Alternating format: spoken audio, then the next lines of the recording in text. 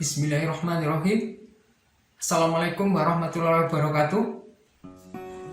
Para peserta pelatihan Laksar yang saya banggakan, sebelum memulai pembelajaran kali ini, perkenalkan dulu saya Prasetya Utama sebagai Widyaswara di BPSDMD Provinsi Nusa Tenggara Barat. Pada hari ini kita akan diskusi dan sharing tentang mata pelatihan etika publik. Sebelum memulai pembelajaran, perlu kita ketahui dulu kompetensi dalam pembelajaran kali ini. Setelah mengikuti pembelajaran ini, peserta mampu menanamkan nilai-nilai dan membentuk sikap dan perilaku yang patuh kepada standar etika publik yang tinggi. Kemudian indikator keberhasilan pada pembelajaran kali ini, yang pertama adalah memiliki pemahaman tentang kode etik dan perilaku pejabat publik. Yang kedua, mengenali berbagai bentuk sikap dan perilaku yang bertentangan dengan kode etik dan perilaku, dan implikasi dari pelanggaran kode etik dan perilaku bagi dirinya. Dan yang ketiga adalah menunjukkan sikap dan perilaku yang sesuai dengan kode etik dan perilaku selama pelatihan. Sebelumnya, mari kita simak video singkat untuk bisa kita ambil sebagai pelajaran.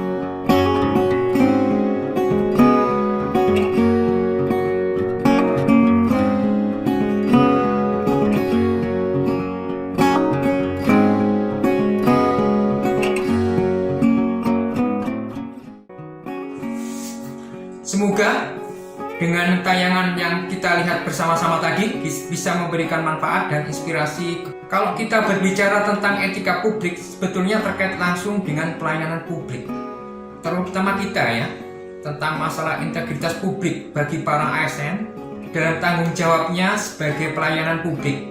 Integritas pribadi menjadi dasar integritas publik dengan dua modalitas, yaitu akuntabilitas dan transparansi. Etika publik berawal dari keprihatinan terhadap pelayanan publik yang buruk karena konflik kepentingan dan korupsi.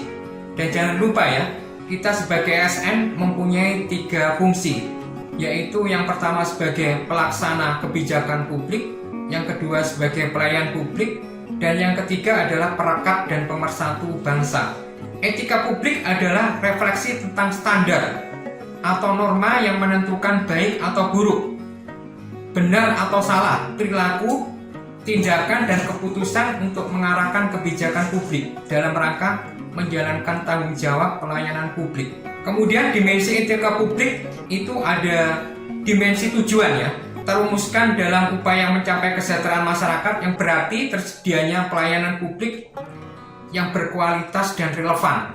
Kemudian dimensi modalitas itu yang memungkinkan untuk pencapaian tujuan. Di sini modalitas termasuk sarana dan kebijakan. Kemudian yang ketiga adalah dimensi tindakan, menuntut adanya integritas publik yang dimiliki. Perilaku tidak etis di birokrasi pemerintah yang sering terjadi. Yang pertama adalah bohong kepada publik. Kemudian KKN. Yang ketiga, melanggar nilai-nilai publik. Yang keempat, melanggar sumpah jabatan. Yang kelima, merugikan kepentingan publik. Kalau kita lihat sekarang ini, sebagian dari pejabat publik baik yang ada di pusat maupun di daerah masih mewarisi ya kultur kolonial yang masih memandang birokrasi hanya sebagai sarana untuk melanggengkan kekuasaan dengan cara memuaskan pimpinan. Di dalam perubahan mindset dalam reformasi birokrasi ini yang telah dicanangkan oleh pemerintah, perlu kita ingat-ingat kembali dan mari kita implementasikan perubahan mindset dalam reformasi birokrasi. Itu ada 3 aspek. Yang pertama adalah perubahan dari penguasa menjadi pelayan. Yang kedua, mengubah wewenang menjadi peranan. Dan yang ketiga, menyadari bahwa jabatan publik adalah amanah.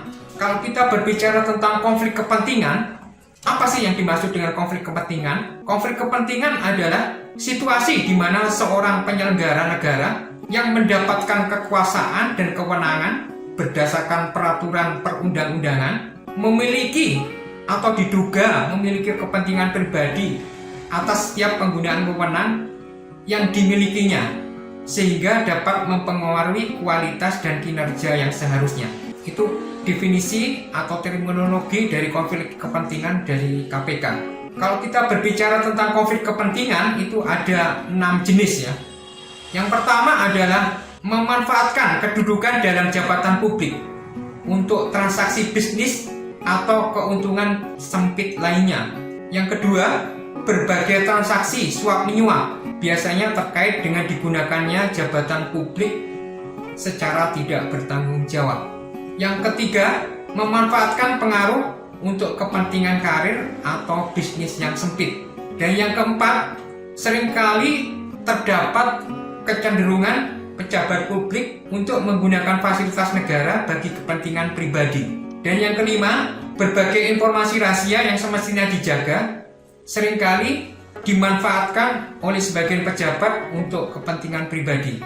Dan yang keenam, yang terakhir, pejabat yang memiliki kedudukan ganda karena memiliki bisnis pribadi seringkali mengambil manfaat dari jabatannya di dalam pemerintahan. Demikian kurang lebihnya, semoga ada manfaatnya. Billahi taufik wal hidayah. Wassalamualaikum warahmatullahi wabarakatuh.